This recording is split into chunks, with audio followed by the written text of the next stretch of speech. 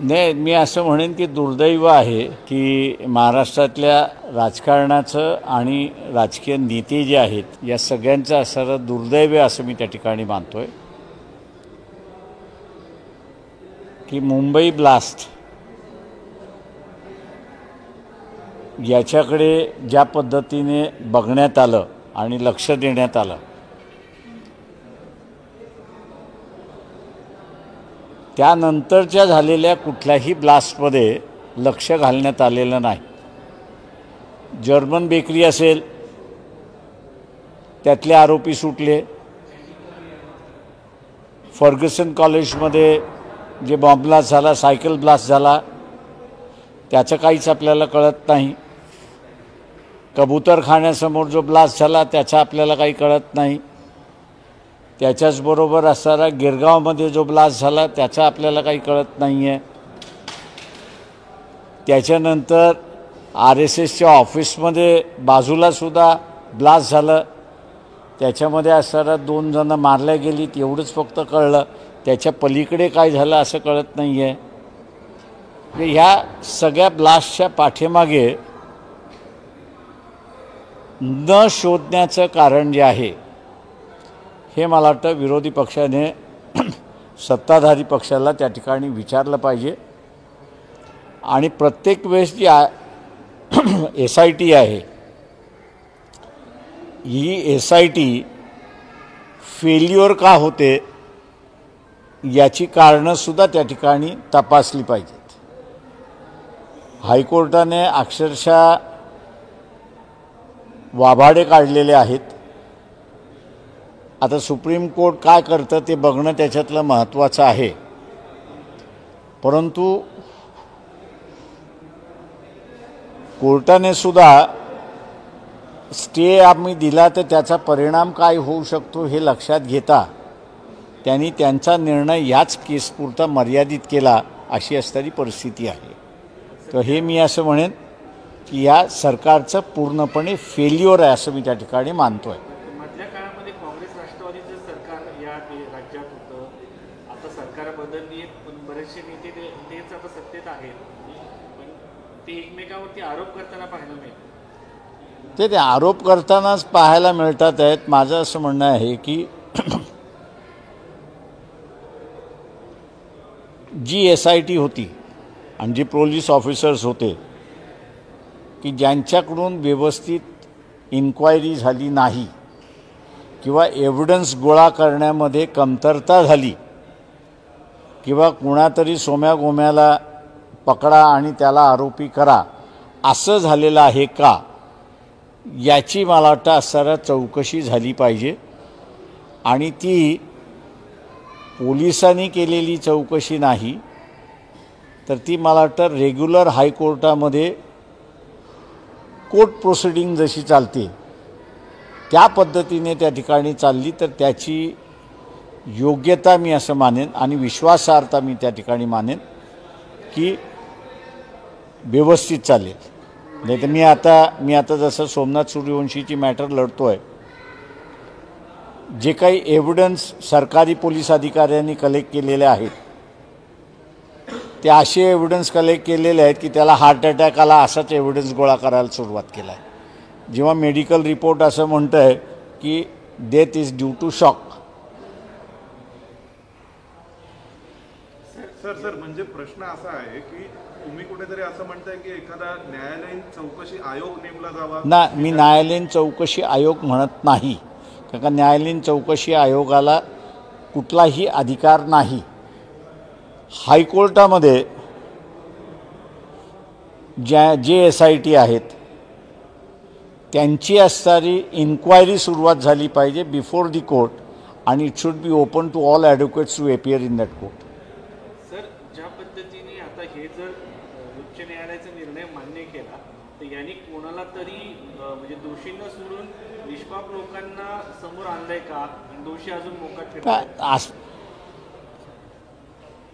जजमेंटवरनं तेच दिसते की आरोपी बाहेर आहेत आणि यांनी ज्यांना पकडलं होतं त्यांना आतमध्ये टाकलेलं आहे. हा कोर्टाचा इनडायरेक्ट इंडिक्टमेंट आहे असं मी त्या ठिकाणी मानतो आहे.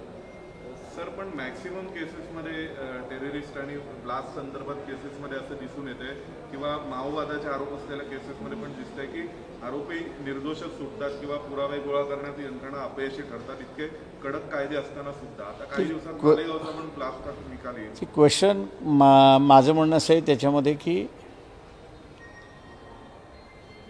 कायदा कडक आहे की न आहे हा वेगळा प्रश्न आहे. आता माओवाद्यांना एक केसमध्ये मी स्वतःहून हजर राहून ते सगळं पाहिलेलं आहे. त्यांनी 6 पुस्तकं त्या ठिकाणी प्रोड्यूस केली की ही माओवादी पुस्तकं आहेत. तेव्हा त्या डिस्ट्रिक्ट जजनेच आयोला विचारलं हे तुमच्या मताप्रमाणे माओवादी आहेत आणि याच्यामुळे लोकांचे विचार बदलतात फिरतात आणि ते हिंसक होतात असं आपलं म्हणणं आहे. तर ते म्हटलं माझ्या एका प्रश्नाला उत्तर द्या की याच्या लेखकाला तुम्ही अरेस्ट केले का? तुम्ही लिहिणाऱ्याला अरेस्ट करत नाही आहात, तुम्ही वाचणाऱ्याला अरेस्ट करताय. त्याच्यामुळे तुमची केस नेमकी कोणाच्या विरोधात? लेखक आहे त्याच्या विरोधात की वाचणारा आहे त्याच्या विरोधात? हे त्या आयोगाला तिथे काही स्पष्ट करता आलं नाही. त्याच्यामुळे मला असं वाटतं की हे जे मध्यंतरी ताडाफाडा मोका अशी जे कायदे आले त्या कायद्यांनी पोलिसाची शोधक्रिया जी आहे इन्व्हेस्टिगेटिव्ह ज्याला आपण म्हणतो ते स्किल्स पूर्णपणे मारून टाकलेले आहेत. आणि त्याच्यामुळे एक्झामिनेशन जो आहे तो बरोबर होत नाही अशी परिस्थिती आहे. सर उद्या सोमनाथ सूर्यवंशी प्रकरणामध्ये स्वतः तुम्ही अखेर आहात. राज्य सरकार नाही मी नाही आहे, प्रतीक बोंबार्डे म्हणून वकील आहेत ऑन रेकॉर्ड, ते हजर राहणार आहेत. आणि काय अपेक्षित आहे तुम्हाला काय वाटतं काही बदल होतील? आता ते कोर्ट काय निकाल देईल त्याच्यावरती अवलंबून आहे. राज्यामध्ये जर आपण पाहिलं तर माणिकराव कोकाटे हे कृषी मंत्री आहेत आणि ते सभागृहामध्ये रमी खेळताना पाहायला मिळालेत. अशा मंत्र्यांबद्दल तुमची काय भूमिका आहे? अच्छा, हे मुख्यमंत्री जे आहेत हे आता पंतप्रधानाच्या रेसमध्ये लागलेत असं मी त्या ठिकाणी मानतो. आणि म्हणून हिंदी लागू करण्याच्या पाठीमागे ते लागलेले आहेत. तेव्हा आपल्याला विरोधक कोणी नको आहे राज्यामध्ये. त्याच्या मंत्री कितीही चुकला असेल तरी त्याला ब्र शब्दाने विचारायचं नाही असंच एक धोरण मुख्यमंत्र्यांचं त्या ठिकाणी दिसतंय. आणि त्याचा असणारा परिणाम जो आहे तो महाराष्ट्र राज्यावरती दिसतोय. हा अस्तित्वाचा भाग आहे. साहेब संजय शिरसाट असो, संजय गायकवाड असो, त्यानंतर राठोड असो यांच्यावरती भ्रष्टाचाराचे देखील आरोप होताना पाहायला मिळाले. काही मंत्र्यांच्या समोर कथितरित्या पैशाच्या बॅगा पाहायला मिळाल्या. महाराष्ट्राने याकडे कसं हे करायचं? जनतेने ठरवायचं आहे. शेवटी जनता हा राजा आहे. तेव्हा जनतेने कोणाला मतदान द्यायचं हे पहिल्यांदा त्यांनी ठरवलं पाहिजे. सर तुम्ही राजधानी दिल्लीत आहात. कालच पार्लमेंटच्या लॉबीमध्ये हे बघितलं गेलं निशिकांत दुबे आणि त्यांचं जो वक्तव्य होतं एका मराठी माणसाला घेऊन महाराष्ट्राला घेऊन त्या सगळ्यांना लक्षात घेऊन काँग्रेसचे काही खासदार आहेत, महिला खासदार आहेत, त्यांनी त्यांना घेरलं, जय महाराष्ट्र म्हणून नारा लावला आणि धडा शिकवला.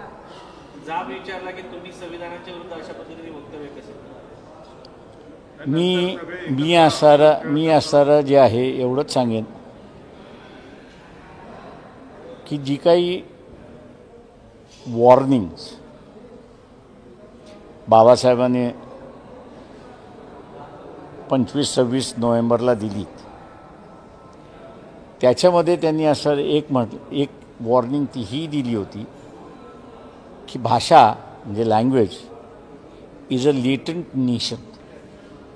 तिला जागृत करण्याचा कधी प्रयत्न करू नका. सर सध्या अलीकडच्या काळात स्थानिक स्वराज्य संस्थांच्या निवडणुकीसंदर्भात चर्चा सुरू झालेली आहे. उद्धव ठाकरे वेगवेगळ्या पक्षाशी युती करण्याचा विचार करतात. तुमच्या देखील मागे काही वेळा चर्चा झाल्या आहेत. त्यांच्याकडनं काही विचारणा झाली तर तुम्ही चर्चा कराल का स्थानिक स्वराज्य संस्थांच्या निवडणुकीच्या पार्श्वभूमीवर? त्यावेळेस उत्तर देऊ आपण. सध्या जरी काही ऑफर आली तरी चर्चा नाही. त्यावेळेस उत्तर देऊ. चलो, थँक्यू. सर एकच पण तुम्ही हिंदी भाषा गुजराती ॲक्च्युली मुंबई अहमदाबाद या महामार्गावर आपण बघतो की पालघर आणि त्या एरियामध्ये सगळ्या ज्या पाटी आहेत त्या सगळ्या गुजराती भाषेमध्ये आहेत. तुम्ही त्याला कसं हे बघतात, कारण की महाराष्ट्रामध्ये असून पाटी गुजराती आहे. लोक सांगतात की आम्ही गुजरातमध्ये आलो आहे, याचा कुठे ना कुठे एक अंदाज आहे. ते प्रश्न असा आहे त्याच्यामध्ये की आपल्याला थोडासा इतिहास बघावा लागेल. तिथला सगळा जो आदिवासी आहे, या आदिवासी जो आहे त्याची जी काही बोलीभाषा आहे त्या बोलीभाषेचा गुजराती हा बेस आहे. त्याच्यामुळे त्या फार जुन्या पाट्या आहेत. तसं मला पालघरला मी अगोदरही गेलो होतो, म्हणजे 70 सालीही गेलो होतो. त्यावेळेस तिथे पाट्या गुजरातीमध्ये होत्या. त्याच्यामुळे मला त्याच्यातलं काही नवीन नाही वाटत आहे. आता ज्याला राजकारण भाषेच्या नावावर करायचं आहे त्यांनी करावं.